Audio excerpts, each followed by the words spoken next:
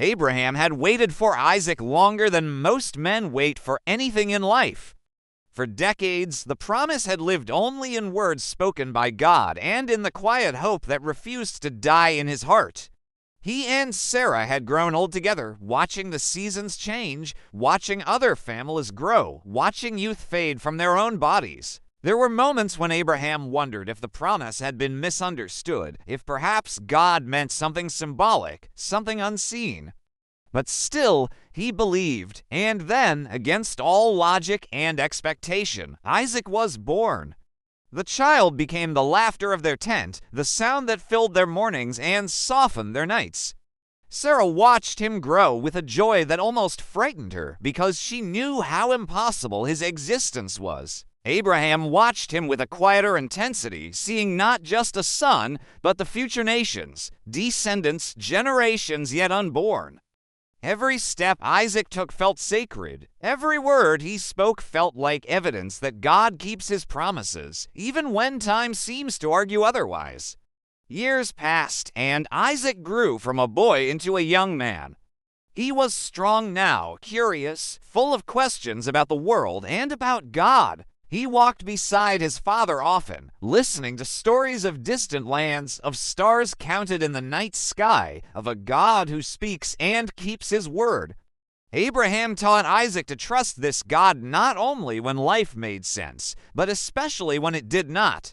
Then, one night, everything changed. God spoke to Abraham again, as he had done before. But this time, the voice carried a weight Abraham had never felt. There was no long explanation, no comforting reassurance, only a command clear and devastating. God asked Abraham to take Isaac, the son he loved, the son of promise, and offer him as a sacrifice on a mountain that God would show him. Abraham did not argue. He did not plead. He did not collapse in anger or confusion. Instead, he fell into a silence so deep it felt like the world itself had paused. His heart pounded with questions he did not dare speak aloud. How could the promise continue if Isaac was gone?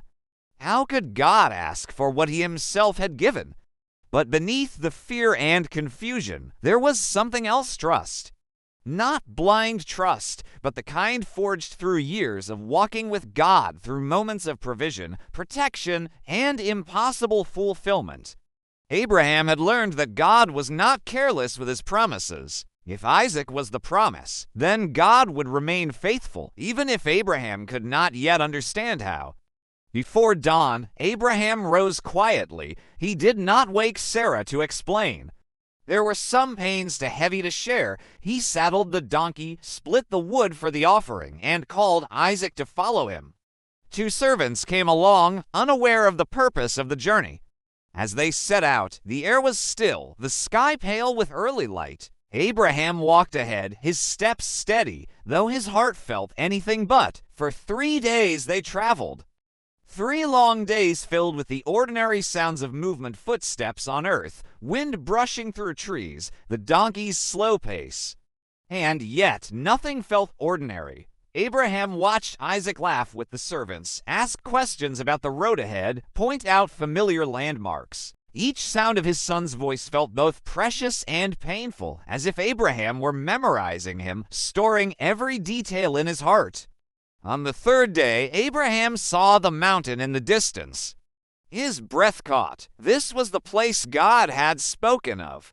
He stopped and turned to the servants, telling them to stay behind.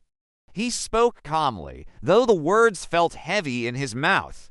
He said that he and Isaac would go ahead to worship, and then they would return. Whether those words came from faith or hope, only God knew.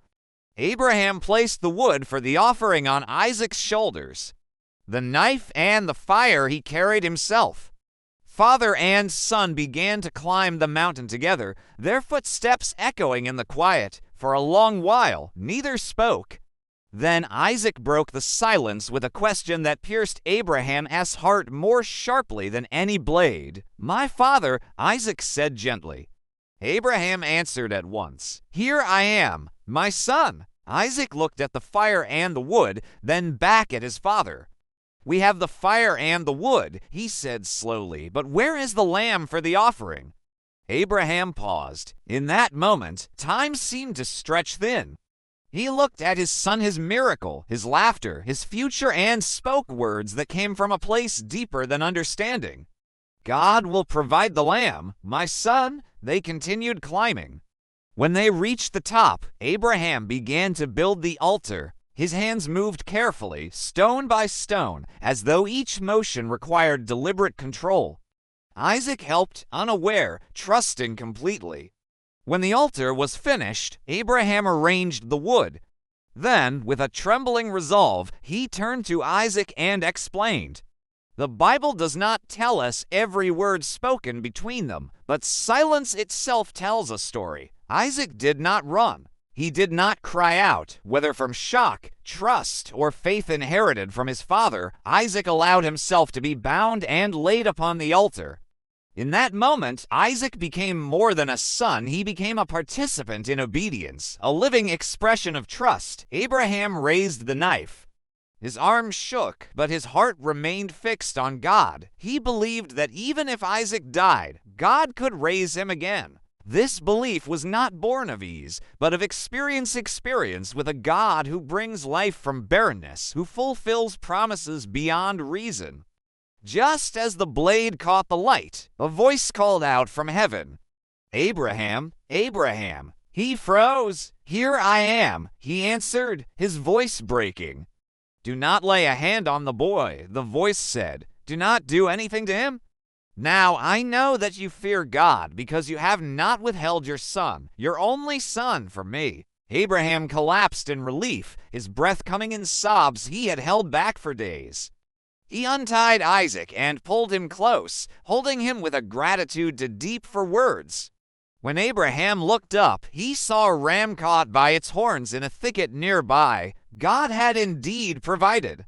They offered the ram in place of Isaac, and Abraham named that place "The Lord will provide." The mountain that had been a place of terror became a testimony of faithfulness. God spoke again, reaffirming his promise that Abraham's descendants would be as countless as the stars, that through his family all nations would be blessed. As father and son descended the mountain, nothing about their relationship was the same. They had walked into the unknown together and returned carrying a story that would echo through generations. Isaac had seen faith lived out in its rawest form. Abraham had learned that surrender does not mean loss. When God is involved, it means trust refined by fire. This story is not only about sacrifice, it is about obedience when understanding fails. It is about trusting God with what is most precious. It is about believing that the God who gives is also the God who provides, even when the cost feels unbearable. And long after Abraham and Isaac were gone, their story remained a reminder that faith is not proven in comfort, but in moments when obedience asks everything, and God meets us there, faithful as always.